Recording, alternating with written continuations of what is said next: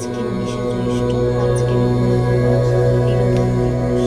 আমাদের বাড়িতে জন্মাষ্টমীর দিন বাবার জন্মতিথি উপলক্ষে সেই দিন পুজো করা হয়, কিন্তু বাবার তিরোধান দিবসে আমি বাড়িতে নিজেই পুজো করি। সেদিন ঠাকুরমশাই আসেন না, শুধু আমার মনে হয় যে একটু ফল, তারপরে বাবা যেহেতু কাঁচা দুধ ভালোবাসতেন, সেই কাঁচা দুধ, মিষ্টি এগুলো দিয়েই আমি পুজো করি।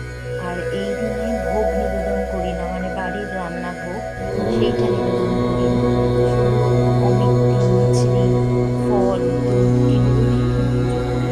যেহেতু পুজোর দিনে মানে জন্মাষ্টমী পুজোর দিনে অনেক কিছু ব্যস্ততা থাকে, ভোগ রান্না থাকে, তারপর নেমন্তন্ন যাদের করা হয় তারা আসে।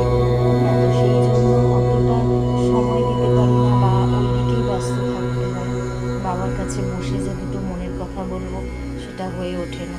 আর ঠাকুরমশাই সেদিন পুজো করেন, শুধু পাশে বসে হয়তো জোগাড় দিতে থাকি। কিন্তু আজকের দিনটা আমার কাছে খুবই স্পেশাল। আজকে আমি বাবার কাছে একটু বসি, নিজের মনের কথা বলি। আর যেহেতু এই দিনটা বাবার তিরোধান দিবস, তো সেই জন্য একটু মনটাও খারাপ থাকে। মনে হয় যেন বাবা আমাদের ছেড়ে এই দিনেই গিয়েছিলেন। কিন্তু বাবা যেভাবে আমাদের সাথে সবসময় থাকেন, কেন উনি বলেইছিলেন যে রণে বনে জলে জঙ্গলে যখনই বিপদে পড়িবে তখনই স্মরণ করিও আমি রক্ষা করিব। সেই জন্য বাবাকে আমরা সর্বদাই পাশে পাই। তবুও দিনটাতে একটু মনটা খারাপ হয়, যেহেতু বাবা সেদিন আমাদের ছেড়ে চলে গিয়েছিলেন।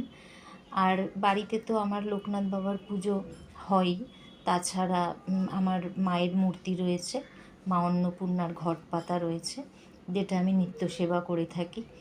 আর মা দুর্গারও মূর্তি রয়েছে, আরও অনেক ঠাকুর, আমার লক্ষ্মী গণেশ ঠাকুর সব কিছুই রয়েছে।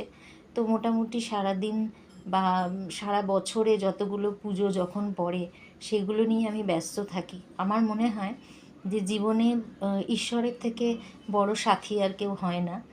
সেই জন্য মন ভালোই থাকুক আর খারাপই থাকুক, ঈশ্বরের সাথে থাকলে সময়টা ঠিক কেটে যায়।